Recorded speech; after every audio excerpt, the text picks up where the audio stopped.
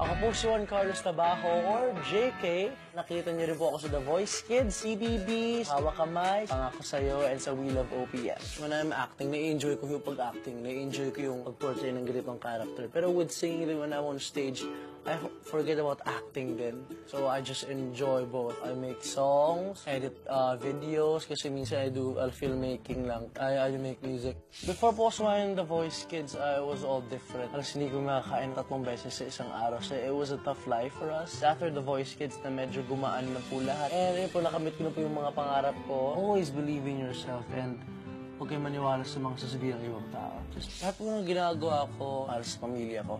May lola, may papa, and my mom. It's our dream talaga. May ahon kami sa buhay namin dati. Lagi po sinasabi sa akin ni Lola na palaging maging mabait, pag lumaki ang ulo.